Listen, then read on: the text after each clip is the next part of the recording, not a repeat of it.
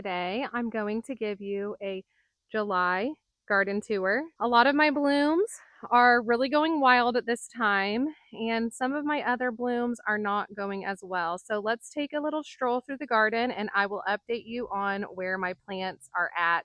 As you can see in this front section, two of my Supertunia bubblegum vistas have not survived. They do have tiny little green buds on them, but I don't think they're gonna do anything. If they popped out any flowers, I would be absolutely shocked. My dream for this section was to have a carpet of pink. It looks a little bit carpety over there. This is a little blotchy. These guys back here, they actually probably get too much water for this area. These are spicy devils that we got off the clearance rack at Lowe's last summer. They're actually going to get too large for this area. I'm going to be moving these at some point. I'm not sure when, but for right now, I really like the contrast of these leaves against the green, the purple, the pinks. This is just a dark color that looks great right here. And that kind of leads us to my other dark color, and that is these rock and roll sedums. I love sedums. They're very low maintenance. I did have these in another part of the garden and they kept getting eaten by ants. Right here, they're actually doing great.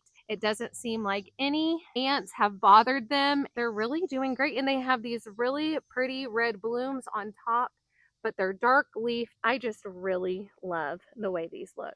Honestly, I'm not really certain what this hydrangea is called. I know it is a Let's Dance blue sky view. I don't know. It's kind of long and it makes it difficult to remember, but it blooms these pretty pink blooms. I did put a soil acidifier on this area to try to get these to come out blue, and it doesn't seem to work. These are hot pink, and I think they're going to be hot pink because of the pH in my soil, but that's okay. I still think they're beautiful, and it's just kind of tucked back right here, and I think it's going to be great as time goes on. I also have back here a Pinnacle Limelight hydrangea. Now that's easy for me to remember and I got it on the clearance rack and it was kind of shaped like a tree when I got it, so I'm going with it and I've kept it in this pot. Hydrangeas have done very well for me in pots. Honestly, I didn't even know if this survived the winter because it was on the porch, and what had happened was it just sat there all winter and it looked like it was on death's doorstep. It didn't look like it had a lot of buds on it starting out in the spring, but man, has it shown off. It is giving off these pretty creamy white blooms. They're all over it. They're covering it. So I think this is doing really great.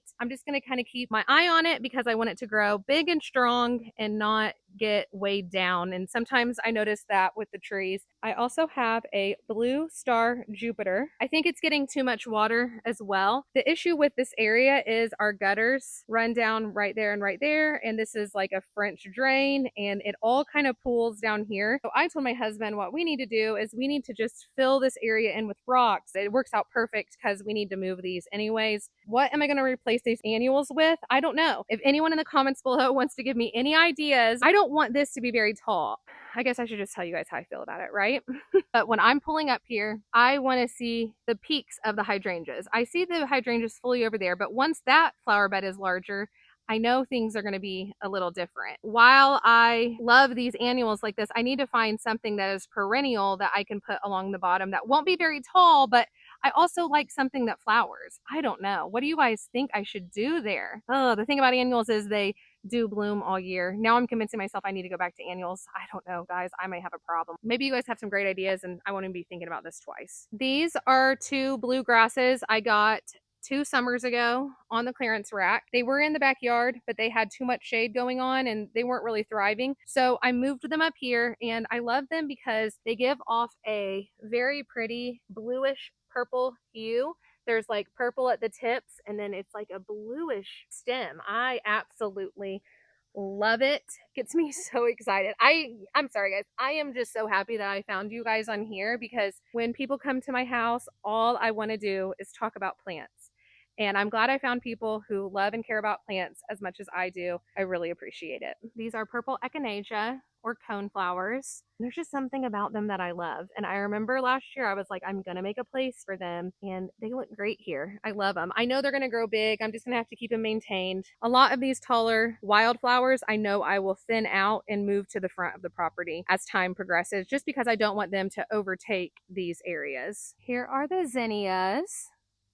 they're really coming along. I think they're going to be blooming. I would say in the next week and a half, I'm going to have a lot more blooms. I do actually have one bloom. It's barely getting started. Oh my gosh, there's only like 2 little flowers on there. Oh, I'm telling you guys, I'm obsessed. This is all I think about. All I want to do is talk and think about flowers. It's kind of bad. This one, it just looks a little skimpy. I don't know. I think the ants may have gotten to it. I need some ant control, I tell you that. I am loving how this is looking. I wish this would take off a little more. I don't know what I'm doing that it's not. I did add these 2 potato vines that I found on the clearance rack at Lowe's. And then I also got these at the local garden center on sale. They were half off. So I put this in here and I trimmed it off, and I'm just going to let it grow for the rest of the summer and just see kind of what it does the remainder of the year. I really like that. That's probably my favorite one, actually. Let me just show you the other one while we're talking about the planter pots. I really do like that, but I made a mistake by not putting something a little fuller at the base. Like, this is filling out and it's giving me the look I want. Hopefully this will kind of fill out. I trimmed this eucalyptus down. I really like that because it smells good, but I may end up just like putting that in there because like the eucalyptus isn't giving me the I'm wanting. It's just too dainty. I got these on the clearance rack, the same clearance rack. I got these at the local garden center. I think these are mini Super Vistas, proven winners. I took those out of here and that planter and put them in here and replaced them with the geraniums. These are the Super Bina verbenas. I'll be honest, I'm a little disappointed in these this year, but I think they have gotten taken by bugs. I went ahead and got some bug spray. I sprayed that on there. Hopefully that will salvage what is left because there's still a lot of green on here. And I mean, there's a pretty bloom right there, so I'm not giving up fully on it. I got this off the clearance rack earlier this summer. It's blooming and doing just perfectly fine. That one. Honestly, I think these look pretty good. This is a Anna's Magic Ball. I absolutely love this plant so much. I'm on the hunt for other ones. I cannot find them at my local garden center. I cannot find them at Lowe's. I cannot find them at Menards. I can find them nowhere. It makes me very sad, but I might have to order one online. This is a type of elephant ear plant. I am not certain what type. My sister has one of these plants and I absolutely fell in love with it. So this section I'm a little sad about. I came out in the middle of last week and took a beautiful video of this area. I just think it looks so pretty up against that purple. I have loved this plant, but something has happened. Some of these stems just bit the dust like overnight. I don't know if it's water burn. I don't know if it's too much water. I don't know if it's not enough water. I don't know how these could not have gotten enough water because it has rained tremendously here in Indiana. So I don't know. I'm just kind of hoping that they're going to be okay and they're going to, come back next year. I mean, they still have some decent blooms and I'm holding on for dear life, obviously, because some of these look absolutely pitiful. But I did see some little blooms at the top of some of these, so I don't want to give up full hope. Maybe they can bounce back, but even if they don't, as long as they come back next year and I get as much time out of them as I did, I will be happy. These Super Tunia Bordeaux have not done too bad. I still would prefer them to be much larger, but I think it comes down to my fertilization schedule. I don't want to fertilize every week, guys. I work a full-time job. I have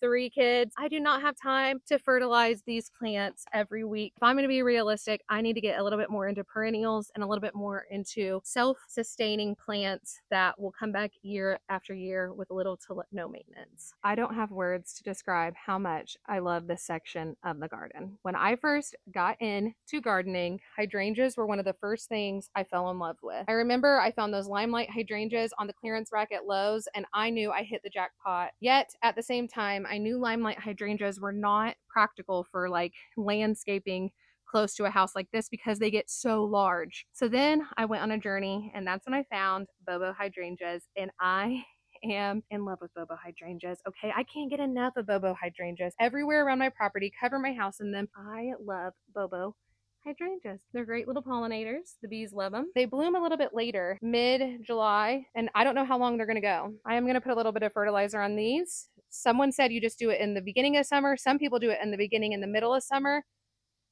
I think I might do another one, but I don't know. Maybe I won't. Maybe once again, I was just telling you over here how I'm going to be a little bit more low maintenance. And then now I'm like, I'm going to fertilize these again. So maybe I'm not being realistic. This is a tiger lily that my grandma gave me. I don't know what variety it is. It came out of her garden. I think it's so beautiful. It's actually in a pot right now because I don't want to commit to putting it anywhere as of yet. This is a phlox I found on the clearance rack at Lowe's. It's actually 2 phloxes I put into one container. The tops look dead, but the bottom had a lot of green growth, so I cut all the tops off, and I'm thinking I might be able to get another flush out of this. These are Superbena verbena pink cashmeres. Now this is the same variety as these ones. I have a video of what last year's looked like.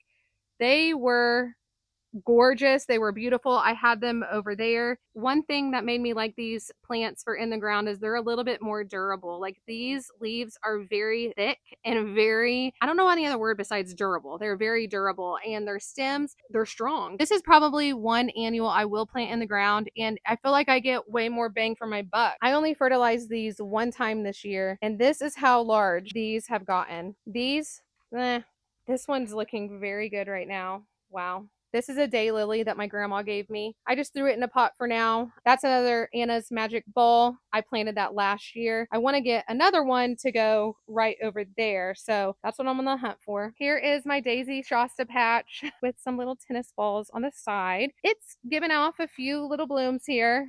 They're holding on. I really cut these down again because they're just flopping over all of which ways. Try to keep the ones that were decent, and this is all that's left, which I do see a bud right there. So there might be some more down there. I hope that they'll grow up lower and not shoot to the top. One of my clients gave me this. It's been really great, easy to maintain. This plant, it's looking a little bit spent. I didn't make it to this in my cleanup that I did the last few days. I just need to come in here and deadhead it. But other than that, I love these colors together. These yellow just really shine bright, and the purple, the Supertunia Bordeaux look really good. Now, I don't think I've given up on the Supertunia Bordeaux in pots. I've given up on them in the grounds, but definitely not the pots. What do you think? Do you like the yellow and the purple together? This is a clematis. It's given me about a bloom every 2 weeks. I did get this on the clearance rack this year. Some people said that it takes a couple years to really get established. So I'm just going to kind of let it do its thing. See if it even comes back in this pot, because this is a plastic pot, but it is up close to the house. I got this purple grass from the clearance rack. It's been slow growing, but it almost like was pretty much dead. I saw no green in it at first. Once again, the sad Supertunia Bordeaux. Like,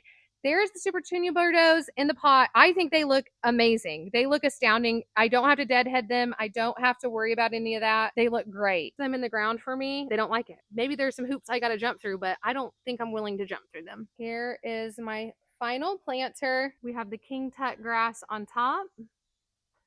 And then we have the Superbena verbenas on the bottom. I really like the way this turned out. I'm so glad I trimmed up the sides of these a couple weeks ago, and I think it just really made all the difference. One thing I will say, I think this king tut grass would prefer to be in full sun. It just is pretty floppy. I think it needs to be dug deeper in there. I haven't found the perfect thing for here. I want a tall plant. Maybe I just need to go to an arborvitae, but I think this looks really pretty, and trimming it up really helped it kind of like put up more growth up here. These are more clearance plants. I want to get a planter pot for that, and I have a place to put that in the backyard that I'm working on. Thank you so much for watching today. If you enjoyed this video, give it a like and let me know in the comments below. And if you love gardening and yard work videos, be sure to subscribe so you don't miss the next one. See you then.